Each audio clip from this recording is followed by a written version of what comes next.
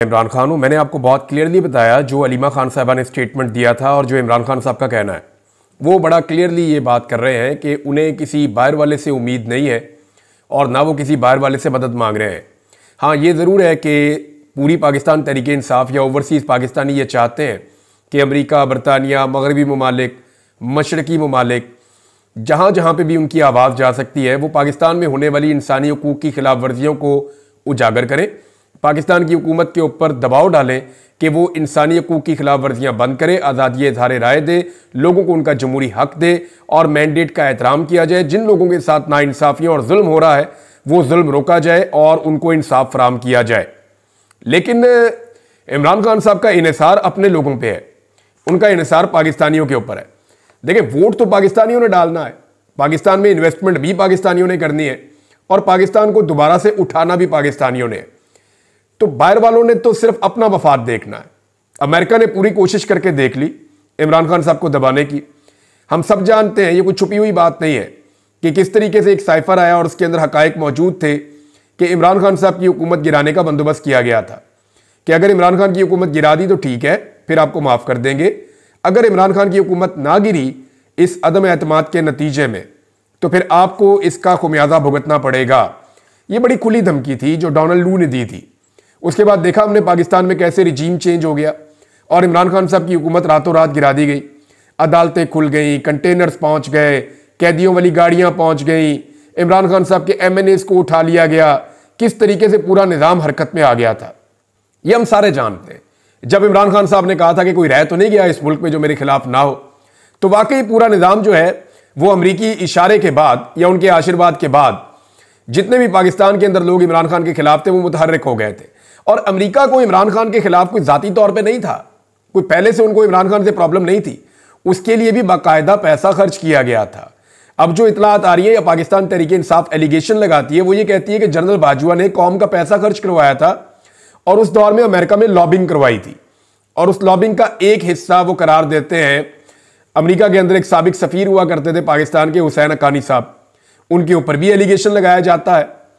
अभी भी आजकल वो इमरान खान साहब की सख्त मुखालफत कर रहे हैं, वो जो बयान देते हैं इमरान खान साहब के खिलाफ बयान देते हैं। लेकिन अमेरिका ने इसके ऊपर बहुत मट्टी डाली, बड़ी कोशिश की, लेकिन उनको आइडिया हो गया कि पाकिस्तान के लोग तो इमरान खान के साथ खड़े हैं, हमारी असेसमेंट गलत थी, जो लॉबिंग की गई वो गलत थी, पाकिस्तान के अवाम से दुश्मनी नहीं लेनी चाहिए और पाकिस्तान के अवाम के अंदर अमेरिका की इज्जत खत्म हो गई है। जो कुछ भी उन्होंने पाकिस्तान के अंदर रिजीम चेंज ऑपरेशन की सूरत में खामोश रहकर किया, तो अब अमेरिकी पॉलिसी बदल रही है। यानी अमेरिकन ने भी इमरान खान की इस्तकामत के सामने घुटने टेक दिए हैं। इसको अब बहुत सारे लोग कहेंगे जी देखो जी अमेरिका आ गया इमरान खान की मदद में। अमेरिका इमरान खान की मदद में नहीं आया, वो जो उन्होंने गंद मारा है अब वो चाहते हैं कि वो गंद मजीद ना फैले। उन्हें आइडिया हो गया कि उनसे ब्लंडर हो गया और उन्होंने एक ऐसे आदमी को निकालने की कोशिश की जो अवाम के दिलों में धड़कता है। लिहाजा अब वो उनके सामने आ गई चीज और अब वो पीछे हट रहे हैं, डिफेंसिव हो गए हैं। लिहाजा अमेरिका के अंदर से आवाजें उठना शुरू हो गई इंसानी हकूक के हवाले से। इमरान खान साहब के ऊपर जो जो जुल्म हुआ उस हवाले से अब अमेरिका से आवाजें उठ रही हैं, बरतानिया से आवाजें उठ रही हैं, यूरोप से आवाजें उठ रही हैं, नॉर्वे, स्पेन से आवाजें उठ रही हैं, ऑस्ट्रेलिया से आवाजें उठ रही हैं। पूरी दुनिया में पाकिस्तानी बोल रहे हैं इस बारे में कि इमरान खान के साथ जुल्म हो रहा है। और ना सिर्फ पाकिस्तानी बोल रहे हैं बल्कि पाकिस्तानी जहां जहां रहते हैं वो मुल्क भी ऑफिशियली बोल रहे हैं। 62 अमेरिकी कांग्रेसमैन ने एक लेटर लिखा अपने प्रेसिडेंट को और वो मैंने आपको बताया कि वो क्या है। पाकिस्तान के ऊपर उसका बड़ा गहरा इंपैक्ट आया, बड़ा खौफनाक इंपैक्ट आया। अब बरतानिया में भी ऐसी कार्रवाई हो रही है। मजीद अमेरिकी सेनेटर्स लिख रहे हैं अपने प्रेसिडेंट को कि इमरान खान साहब के मामले में गलत हो गया है, इसको दुरुस्त किया जाए। बहरहाल जुल्मे खलीलदाद इस खित्ते के हवाले से बड़ी अहम शख्सियत है और अमेरिका के लिए इनकी बड़ी खिदमात है। तो जुल्मे खलीलदाद का जो स्टेटमेंट आया वो आपको और ज्यादा क्लैरिटी देता है कि इस वक्त अमेरिका को 4 कदम और पीछे हटना पड़ेगा इमरान खान के मामले में। उन्होंने जो ट्वीट किया ना, ये मुस्तकबिल का पूरा मंजरनामा बयान कर रहा है। जुल्मे खलीलदाद को वो बात समझ आ रही है जो पाकिस्तानियों को समझ नहीं आ रही, पाकिस्तानियों को भी समझ आ रही है। देखिए, पाकिस्तान का हर आदमी समझता है कि इमरान खान के साथ इस वक्त पाकिस्तान का मुस्तकबिल वाबस्ता है। पाकिस्तान के सियासतदान समझते हैं कि जब तक इमरान खान का मैंडेट उसको वापस नहीं करेंगे पाकिस्तान में सियासी तौर पे इस्तेहकाम नहीं आएगा। प्रॉब्लम पाकिस्तान की एस्टेब्लिशमेंट का है और एस्टेब्लिशमेंट में बैठे हुए बड़े लोगों का है। उनका प्रॉब्लम यह है कि उन्हें लगता है कि इमरान खान के साथ हमने इतनी बड़ी बड़ी ज्यादतियां कर दी हैं कि अगर इस आदमी को मौका मिलेगा तो ये हमें पीस कर रख देगा। उन्हें यह लगता है कि इमरान खान साहब जो है वो उनकी तरह का आदमी है और वो पाकिस्तान को नहीं देखेगा बल्कि वो अपना बदला ले लेगा उनसे। अब वो इमरान खान से डरे हुए हैं, इमरान खान से खौफजदा हैं। आपने देखा कि मैंने 2-4 दफा ऐसे मूवीज में देखा कि अगर कोई शेर को पकड़ ले और जकड़ ले ऊपर से 2-4 लोग मिलकर, तो वो डर के मारे छोड़ भी नहीं हो। उन्हें लगता है कि टाइगर को हमने छोड़ा तो ये हमें खा जाएगा, ये नहीं छोड़ भी नहीं सकते और चीखें भी मार रहे हैं। तो इमरान खान को पकड़ने वाले पकड़ के तो खड़े हैं और पकड़ पकड़ के थक गए हैं, लेकिन उन्हें यह आइडिया है कि जिस वक्त हम इन्हें छोड़ेंगे तो ये बजाय भागने के ये वापस मुड़ के हमला करेगा।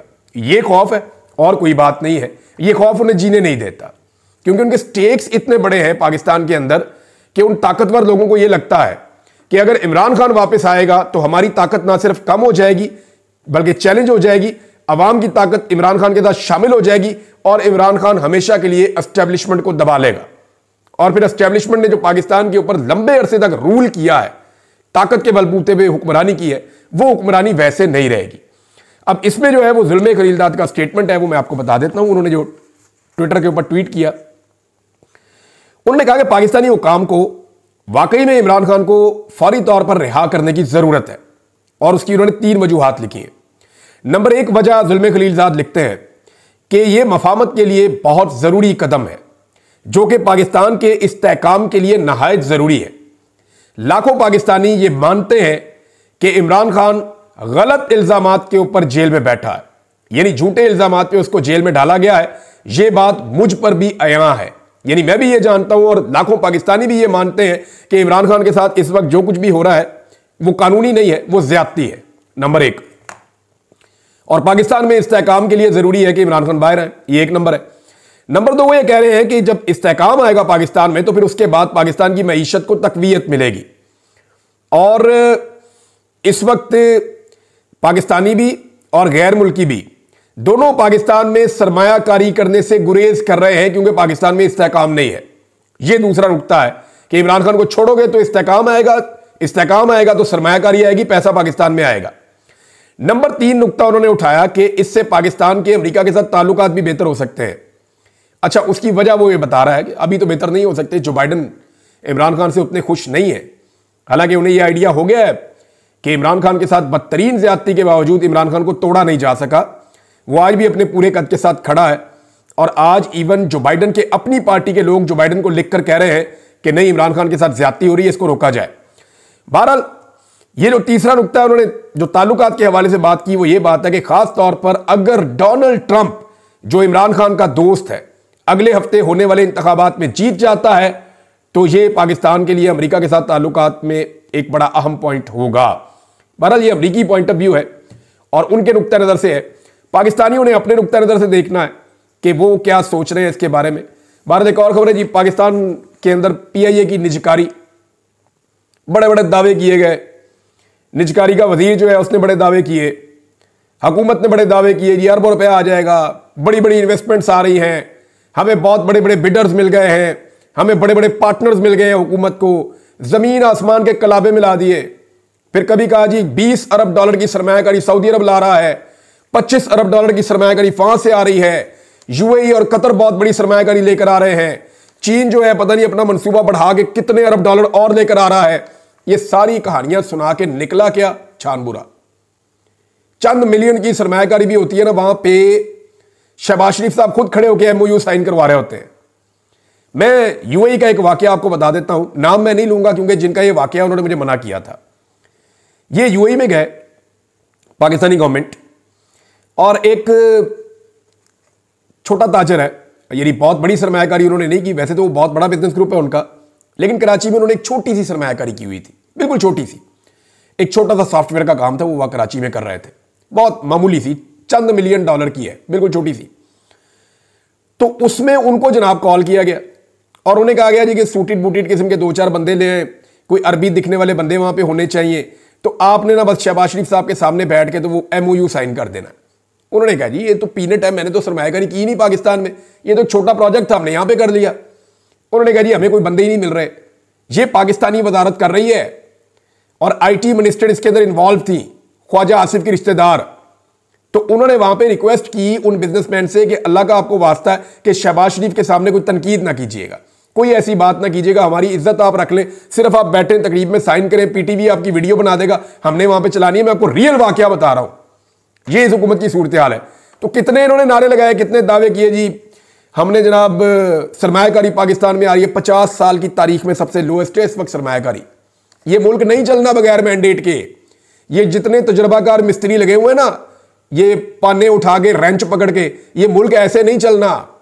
ताकत के बलबूते पे आप लोगों को चुप करवा सकते हैं, उनकी जुबानें बंद कर सकते हैं, उनकी जुबानें काट सकते हैं, उन्हें जेलों में बंद कर सकते हैं, उन्हें कैद खानों में, हुकूमत खानों में डाल सकते हैं, काल कोठरियों के अंदर रख सकते हैं, लेकिन आप पाकिस्तान की मईशत नहीं चला सकते। अगर पाकिस्तान सारे का सारा आपने चलाना है तो 25 करोड़ आदमियों को फिर आपको यरगमाल बनाना पड़ेगा। लोग नहीं मान रहे ना, मैंडेट ही नहीं है। लोगों ने वोट किसी और को डाला, लाके किसी और को बिठा दिया। अब वो शक्लें ही लोगों को पसंद नहीं है, लोग कहते हैं तो वो लोग ही नहीं, हमें जानते ही नहीं है, इनको कहां से लाके आपने बिठा दिया। बहरहाल पीआईए की निजकारी की जनाब बड़ी कोशिश की गई, उसके अंदर 6 बिडर्स को फाइनल किया गया कि 6 कंपनियां जी ये पीआईए को खरीदेंगी। 1-2 कंपनियां अपनी भी वाकफ बीच में डाल दी। वो पता लगा जी कि कल शाम को बिडिंग थी 5 बजे, पाकिस्तान टेलीविजन लाइव दिखा रहा है, निजी टीवी चैनल्स को रोक दिया गया, तो सिर्फ 1 कंपनी आई, और वो भी कंपनी ऐसी जिसको हुकूमत ने फेस सेविंग के लिए रखा हुआ था कि यार 2-4 कंपनियां अच्छा नहीं लगता, 2 कंपनियां अपनी डाल देते हैं। तो उनमें 1 कंपनी जो है वो 1 कंपनी आई, वो पाकिस्तानी है, मैं उन्हें जानता हूं अच्छी तरह। तो उनको मजबूर किया गया, वो पहुंच गए। तो उन्होंने जनाब पीआईए की कम से कम कीमत जो हुकूमत ने रखी हुई थी 85 अरब रुपए रखी हुई थी, उन्होंने 10 अरब डॉलर्स की कीमत लगाई।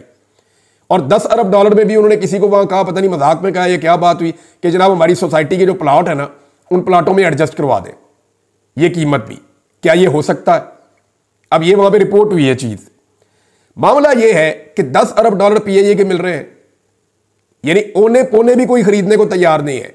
वो जो 5 कंपनियां नहीं आई ना, उनसे जब राब्ता किया गया तो उनमें से 3 ने कहा हमें हुकूमत पे एतबार ही नहीं है, इस हुकूमत पे, इस निजाम पे हमें भरोसा ही नहीं है, कोई पैसा खर्च करने को तैयार नहीं है। यही बात जुल्म खरीदार समझा रहा है, लेकिन पाकिस्तानियों को तो समझ आ रही है। पाकिस्तान के जो कर्ता धर्ता बने हुए हैं या पाकिस्तानी एस्टेब्लिशमेंट है, उनको ये बात समझ नहीं आ रही। इससे पहले देर हो जाए भाई, समझ लो ये बात, फॉर गॉड सेक। ये मुल्क इधर ही रहना है, आपके बच्चों ने भी इस मुल्क में रहना है, यहीं पे हमने पलना है, बढ़ना है, हमारा मुस्तकबिल इस मुल्क के साथ वाबस्ता है। नौकरियां तो खत्म हो जाएंगी एक दिन, जिंदगियां भी खत्म हो जाएंगी एक दिन, तो मुल्क के साथ कुछ अच्छा ही करके जाएं ताकि लोग आपको अच्छे अल्फाज में याद रखें। अब इस वक्त अवाम के साथ फड्डा डाला हुआ है कि नहीं जी हम जिसको बनाएंगे वही रहेगा। तो पीआईए का जनाब 10 अरब रुपए पीआईए का दिया जा रहा था। क्या कोई नई एयरलाइन अगर बनाए तो 10 अरब में बनती है यार? 10 अरब के अंदर तो एक न्यूज चैनल नहीं बनता। तो इतनी बड़ी पाकिस्तान एयरलाइन, वो 10 अरब रुपए उसकी बोली लगी है, और ये दावे कर रहे थे बहुत बड़े बड़े। फिटे मुंह वैसे इनके दावों के ऊपर हद हो गई है। इन्होंने क्या हाल कर दिया पाकिस्तान के इदारों का, और ट्रस्ट का ये लेवल है कि हुकूमत को पैसे देने के लिए कोई तैयार नहीं, कोई इस हुकूमत के साथ काम करने के लिए तैयार नहीं है। ये ट्रस्ट का एक बहुत बड़ा डेफिसिट है। पेट्रोल की कीमतें हुकूमत ने एक बार फिर बढ़ा दी हैं। जब ये कम करते हैं तो खबरें बड़ी शौक से चलाते हैं, जब ज्यादा करते हैं तो खामोशी से बढ़ा देते हैं। अब इस वक्त भी जो पेट्रोल है ना, मैं सिर्फ आपको ये इसलिए बता रहा हूं कि मुझे पता है कि हुकूमत की मजबूरियां हैं, यहीं से उन्होंने पैसे इकट्ठे करने हैं, और तो पैसे मिल नहीं रहे। पाकिस्तान में कारोबारी कोई नहीं हो रहा, पाकिस्तान के अंदर कारोबारी कोई नहीं हो रहा। जहां एक दिन में डीएचए की सैकड़ों फाइलें ट्रांसफर होती थी, वहां दोपहर तक 1 या 2 होती हैं। ये सिर्फ डीएचए नहीं है, बाकी सोसाइटियों का भी यही हाल है, काम ही नहीं हो रहा। हमारे एक दोस्त है कर्नल साहब, उन्होंने बताया जी हम हाथ पे हाथ रख के बैठे हुए हैं, अब काम ही बंद हो गया, लोग काम कर नहीं रहे। लोगों ने जिद पकड़ ली है कि जनाब हमने पैसा निकालना ही नहीं है। जब पैसा निकलेगा, सर्कुलेट होगा, तो उसी में से टैक्स जनरेट होगा ना, उसी के अंदर से आपको टैक्सेस मिलेंगे और चीजें मिलेंगी, पैसा मिलेगा। लोग खरीदो फरोख्त कर नहीं रहे, हालात यहां पे पहुंच गए हैं। अच्छा, अब मैं आपको यह बताता हूं कि पेट्रोल की कीमतों में दोबारा इजाफा किया, कोई ₹1.35 पेट्रोल और ₹3.85 डीजल की कीमत बढ़ा दी है। यह खबर मैं आपको इसलिए दे रहा हूं कि आलमी मंडी में इस वक्त जो पेट्रोलियम मसनूआत की कीमतें हैं वो $67 फी बैरल पे है, $67 फी बैरल पे। इमरान खान साहब के दौर में ये $125 फी बैरल के आसपास पहुंच गई थी कीमत। यानी इमरान खान के दौर में आलमी मंडी में तेल इससे दुगनी कीमत का था, और इमरान खान जो है वो उस वक्त भी ₹150 का पेट्रोल और डीजल इसके अंदर अंदर दे रहे थे। यानी इमरान खान साहब $125 फी बैरल खरीद के 150 रुपए फी लीटर के अंदर अंदर डीजल और पेट्रोल दे रहे थे। अब यहां पे आप देखेंगे 2.5 साल के अंदर इन साइंसदानों ने, जिन्होंने 70 रुपए लीटर पेट्रोल देना था, वो 60 रुपए तो ले भी ले रहे हैं पेट्रोल के ऊपर सिर्फ। यानी जब $125 या $115 आलमी मार्केट में फी बैरल कीमत होती थी ना, तो ये कहते थे हम 70 रुपए का बेच के मुनाफा कमाएंगे। और अब जब $67 फी बैरल है, तो ये कितने का बेच रहे हैं जनाब? इस वक्त भी जो कीमत है वो पाकिस्तान के अंदर 248 रुपए पेट्रोल और 255 रुपए डीजल की कीमत है। यानी इमरान खान के दौर से 100 रुपया महंगा बेच रहे हैं और उससे आधी कीमत में खरीद रहे हैं। ये फर्क है, सिर्फ मैंने आपको बताना था ताकि रिकॉर्ड के ऊपर आपके पास ये चीज रहे। अडयाला जेल में इमरान खान साहब के हवाले से नई खबरें आ रही हैं, दोबारा से सख्ती करने की कोशिश की जा रही है और इस पे 2 स्टेटमेंट्स आए हैं। मैं आपको दोनों स्टेटमेंट पढ़ के सुना देता हूं। एक तो सलमान अकरम राजा साहब के 2 स्टेटमेंट्स हैं, वो बहुत जरूरी हैं, और उनके अलावा एक स्टेटमेंट है उमर अयूब साहब का। उमर अयूब साहब ने जो स्टेटमेंट दिया, उन्होंने कहा कि अडयाला जेल में इमरान खान से मुलाकात की इजाजत नहीं दी गई। कहा गया कि हमें एक अंडरटेकिंग देना होगा, बयान अल्फी लिख कर दें कि सियासी गुफ्तगू नहीं करेंगे। तो और इमरान खान के साथ कौन सी गुफ्तगू करनी है भाई? सियासतदान है, सियासी गुफ्तगू ही करेगा ना भाई। नवाज शरीफ साहब तो बैठ के पूरी पॉलिटिकल मीटिंग्स करते थे जेल के अंदर, 15-15 सहाफियों को दोनों तरफ बैठा के, साथ इधर सामने मियां साहब के साथ मियां साहब के अपने बंदे भी, इरफान सिद्दीकी वगैरह, परवेज रशीद वगैरह, टका के वहां मुलाकातें करते थे। सियासतदानों की बाकायदा महफिल होती थी वहां पे, पूरी कैबिनेट बैठती थी, बैठ के बातें करते थे। तो इमरान खान साहब ने नॉन पॉलिटिकल बात तो करनी नहीं, पॉलिटिशियन है, पॉलिटिकल बात करेंगे वो। तो उन्होंने कहा जी कि सियासी गुफ्तगू नहीं करेंगे। जब मैं जिम्मेदारान का नाम लेता हूं तो मीडिया मालकान की टांगें कांपती हैं, टांगों में सांस डालें और मुल्क के लिए खड़े हो जाएं। ये जनाब उमर अयूब साहब ने क्लियरली बात की है। अब सलमान अकरम राजा साहब ने कहा कि अब ये 27वीं तरमीम के जरिए फौजी अदालतों का क़याम चाहते हैं ताकि बंद कमरों में आपको और मुझे सजाएं दी जा सके। हम इसके खिलाफ अवाम में जा रहे हैं, ये हमारी शराफत का मामला है। हम बारहा एस्टेब्लिशमेंट को कह चुके और आज भी कहते हैं कि पाकिस्तान की बड़ी सियासी हकीकत को मसलने की कोशिश ना करें, आप नाकाम होंगे। इस इलेक्शन के नताइज को अदालतों से ठीक होने दें। ये जनाब सलमान अकरम राजा साहब का स्टेटमेंट है। एक चीज आपको बताता हूं, हमारे एक सहाफी है सीनियर नादर बलोच साहब, वो जाकर मिले हैं मुस्तफीन साहब को, वो वकील जिन्होंने कादी फायद ईसा साहब पे थोड़ी सी तनकीद कर दी थी। आपको पता है उन्होंने क्या बताया? जो उन्होंने बताया ना, अगर आप वो पढ़े तो आप लरस जाएंगे। वो बता रहे वो पहचान नहीं पा रहे सही तरह, इतना उन पर टॉर्चर हुआ है, वो बात नहीं सही तरह कर पा रहे। उन्हें एक जुमला बोलने में बहुत दफा रुक रुक के वो बोलते हैं। 4 दिन के अंदर उन पर इतना टॉर्चर करके इतना बदतरीन हालत उनकी कर दी गई है। ये कादी फायद ईसा हैं जिनके लिए आज सारे लोग चिल्ला रहे हैं। मुझे हैरत होती है जो सहाफी शहीद अरशद शरीफ के लिए नहीं बोले, वो कादी फायद ईसा के लिए बोल रहे हैं। और कादी फायद ईसा के साथ हुआ क्या? किसी ने उसकी गाड़ी को हाथ लगा दिया। अव्वल तो सवाल यह होना चाहिए कि एक रिटायर्ड जज सफारत खाने की गाड़ी में क्या कर रहा था भाई? जिन्होंने बुलाया या तो वो गाड़ी दे दे या वहां पे टैक्सी लेकर चले जाए। सफारत खाने की गाड़ी में एक रिटायर्ड जज जा रहा है, इस पे कोई सवाल नहीं उठा रहा, इस पे कोई बात नहीं कर रहा कि उसकी गाड़ी को सिर्फ हाथ लगाया। यास्मीन राशिद की गाड़ी को मार मार के तोड़ दिया था, टीन डब्बा बना दिया था, उसके ऊपर ये कभी नहीं बोले थे। तो कादी फायद ईसा में ऐसा क्या है? एक्चुअली ये कादी फायद ईसा को नहीं, निजाम को गालियां पड़ रही हैं। तो निजाम जो है वो इनका लाडला है और इन्हें लगता है कि निजाम को कोई उंगली भी लगाएगा ना तो ये चीखे मारते हैं। इनकी गैरत कभी नहीं जागेगी आम आदमी के साथ जितना मर्जी जुल्म और ज्यादती हो जाए। इनकी गैरत फौरन जाग जाती है जैसे ही इनके अपने किसी बंदे को छेड़ दिया जाए। सर्विंग जज के ऊपर गंदी गालियां सुप्रीम कोर्ट ऑफ पाकिस्तान के बाहर खड़े होकर दी थी इन्होंने 2023 में। सर्विंग जज के ऊपर गंदी गालियां दी थी, तब तो कोई नहीं बोला। अब धड़ाधड़ बोल रहे हैं कि कादी फायद ईसा की गाड़ी को रोकने की जिसारत कैसे की गई। अभी तो कादी फायद ईसा साहब ने म्यूजिक एंजॉय करना शुरू किया है, ये बहुत सारे और लोग म्यूजिक एंजॉय करेंगे। देखा बांग्लादेशियों ने क्या किया था। मैं कोई डरा नहीं रहा, आपको धमकी नहीं लगा रहा, मैं आपको यह समझा रहा हूं कि जब भी कोई जुल्म करता है या जालिम होता है तो अल्लाह की रस्सी जो है वो दराज तो होती है, लेकिन जब वो रस्सी खींचता है तो बड़ा बुरा फंदा पड़ता है। ये सबको सामना करना पड़ेगा, जो जो जालिम है उसको जवाब देना पड़ेगा, आज नहीं तो कल देना पड़ेगा। इमरान खान साहब के लिए जनाब एक बड़ा एहतजाज अनाउंस किया गया है 10 डाउनिंग स्ट्रीट में, और उसके लिए बाकायदा पोस्टर्स जारी कर दिए गए हैं। संडे को यह एहतजाज होगा 3 तारीख को नवंबर की, और इस एहतजाज के अंदर जुल्फी बुखारी, अदर मशवानी, शहजाद अकबर तीनों ये वहां से शामिल होंगे और बड़ी तादाद में कारकुनों को बुलाया गया है। इमरान खान के हक में एहतजाज किया जाएगा। कासिम सूरी, शहबाज गिल जो है वो अमेरिका से स्पेशली इसके लिए आ गए हैं, और आलिया हमजा साहिबा जिनका एक बहुत बड़ा नाम है पाकिस्तान तहरीक इंसाफ में, बड़ी इन्होंने कुर्बानी दी है, ये भी स्पेशली इस एहतजाज के अंदर शिरकत करेंगी क्योंकि पोस्टेड में इनका चेहरा मौजूद है। तो देखते हैं कि बरतानिया में होने वाला ये एहतजाज कितना इंपैक्टफुल